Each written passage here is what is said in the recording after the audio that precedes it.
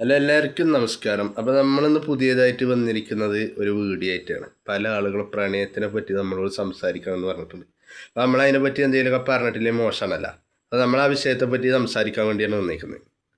അപ്പോൾ ആ ഒരു വിഷയത്തിനെ പറ്റി നമ്മൾ പറയുകയാണെങ്കിൽ ഇന്ന് നടക്കുന്ന 90% പ്രണയങ്ങളെന്ന് പറഞ്ഞാൽ ഒന്നല്ലെങ്കിൽ ഒരാളെ കാശ് നോക്കിയിട്ട് അങ്ങനെ പ്രണയിക്കുക.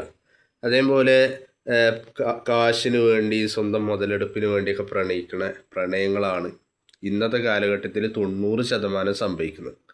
യഥാർത്ഥത്തിൽ ഈ പ്രണയം എന്ന് പറയുന്ന സാധനം മനുഷ്യൻ ജനിച്ചപ്പോൾ മുതലേ ഈ പ്രപഞ്ചത്തിലുള്ളൊരു സംഗതിയാണ് ഈ പ്രണയം എന്ന് പറയുന്നത്. എല്ലാ ആളുകൾക്കും ഒരാളോട് ഇഷ്ടം തോന്നാം. അത് പെൺകുട്ടിക്കും ആൺകുട്ടിക്കും ഒരുപോലെ തോന്നുന്ന ഒരു കാഴ്ചപ്പാടാണ് ഈ പ്രണയം എന്ന് പറയുന്നത്. സ്വാഭാവികമായിട്ടും അത് ശരി തന്നെയാണ്. കാരണം ഒരാളുടെ ലൈഫ് പാർട്ട്ണറെ തിരഞ്ഞെടുക്കേണ്ടത് അവരാണ്.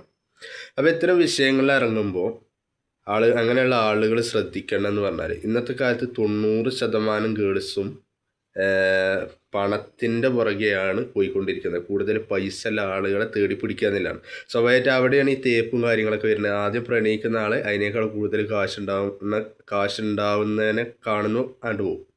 അപ്പോൾ ആ ഒരു സമീപനമാണെന്ന് വന്നുകൊണ്ടിരിക്കുന്നത്. കണ്ടമാന തേപ്പാളുണ്ട്, കണ്ടമാന ആത്മഹത്യകളുണ്ട്, കണ്ടമാന ലൈഫ് കുളം തോണ്ടിക്കൊണ്ടിരിക്കുകയാണ്. അപ്പോൾ നമ്മൾ പറയാൻ പോണത് ഒറിജിനലായിട്ടുള്ള പ്രണയം. ഒറിജിനലായിട്ട് ഒരാൾ പ്രണയം ഉണ്ടെങ്കിൽ എത്രയും പെട്ടെന്ന് കല്യാണം കഴിക്കാനായിരിക്കും അയാൾ ശ്രമിക്കുക. അപ്പോൾ ഇതിന് ഒരാളെ നമ്മൾ സ്നേഹിക്കുന്നുണ്ടെങ്കിൽ അയാളെ സ്വന്തമാക്കാൻ വേണ്ടി നമ്മൾ ജീവിതത്തെ ഒരു യുദ്ധമാക്കി കണ്ടെടുക്കണം എന്നുള്ളതാണ് എനിക്ക് ആദ്യം പറയല്. ഒരു വലിയ യുദ്ധത്തിന് ഒരു പട്ടാളക്കാരൻ എങ്ങനെയാണ് ഒരു യുദ്ധത്തിലേക്ക് പ്രവേശിക്കുന്നത്, എത്രത്തോളം ആത്മധൈര്യം, എത്രത്തോളം ആത്മസമർപ്പണം വേണം, അത്രത്തോളം ഡു ഓർ ഡൈ എന്നുള്ള ഒരു കാഴ്ചപ്പാടിൽ നമ്മൾ ആ ഒരു മേഖലയ്ക്ക് ഇറങ്ങിത്തിരിക്കണം എന്നുള്ളതാണ്. അപ്പോൾ ഈ യുദ്ധം ചെയ്തുകൊണ്ടിരിക്കുന്ന ഒരു അവസരത്തിൽ നമ്മൾ കണ്ടമാനം ബുദ്ധിമുട്ടുകൾ നേരിടും. ഇതിനാണ് സ്ട്രഗിൾ എന്ന് പറയുന്നത്. സ്ട്രഗിൾ ചെയ്യുമ്പോൾ നമുക്ക് സ്വാഭാവികമായിട്ട് ഹാർഡ് വർക്ക് ചെയ്യാനുള്ള ടെൻഡൻസി വരും.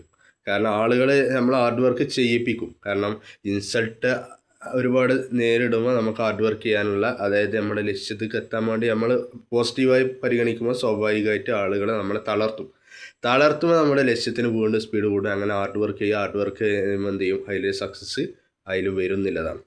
അപ്പോൾ ഇങ്ങനെയാണ് പോകേണ്ടത്. ഇന്നത്തെ കാലത്ത് 90% ആളുകൾ ഊമ്പാൻ കാരണം എന്ന് പറഞ്ഞാൽ പെൺകുട്ടികൾ 90% പണത്തിൻ്റെ ആരോഗ്യത്തിൻ്റെയൊക്കെ പുറകെ പോകണത്.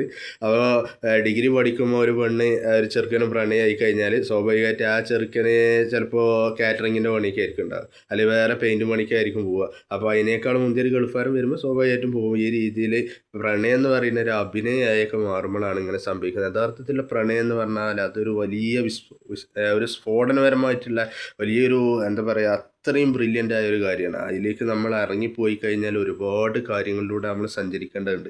ലൈല മജ്നു പോലത്തെ പ്രണയങ്ങൾ, അതുപോലെ ഷാജഹാൻ മുംതാസ് തമ്മിലുള്ള പ്രണയങ്ങൾ, ഇതൊക്കെ ലോകത്ത് സംഭവിച്ച പ്രണയ കഥകളാണ്. ആരൊക്കെ എന്തൊക്കെ പ്രണയം തെറ്റാണെന്ന് പറയുന്നുണ്ടെങ്കിൽ അതിൽ ഒരുപാട് പോസിറ്റീവായ കാര്യങ്ങൾ സംഭവിക്കുന്നുണ്ട്. അപ്പോൾ എനിക്ക് പറയാനുള്ളത് 90% പ്രണയങ്ങൾ ഇന്നത്തെ കാലഘട്ടത്തിൽ ഫേക്കാണ്. വ്യക്തിപരമായ നേട്ടങ്ങൾക്ക് വേണ്ടി മാത്രം പ്രണയം അഭിനയിച്ച് നടിച്ച് നടക്കുകയാണ്. സ്വാഭാവികമായിട്ട് ഇങ്ങനെയുള്ള ആളുകൾക്ക് രണ്ടോ അതിലധികമൊക്കെ ആളുകളായിട്ടുള്ള ബന്ധം സ്വാഭാവികമാണ്. അപ്പോൾ ബാക്കിയുള്ള 10%ആണ് സിൻസിയറായിട്ട് പ്രണയിക്കുന്നത്. അങ്ങനെ ആളുകൾ ഉണ്ടെങ്കിൽ അവർ തീർച്ചയായും സ്ട്രഗിൾ ചെയ്യണം, ഹാർഡ് വർക്ക് ചെയ്യണം, വിജയിക്കണം. ഓക്കെ.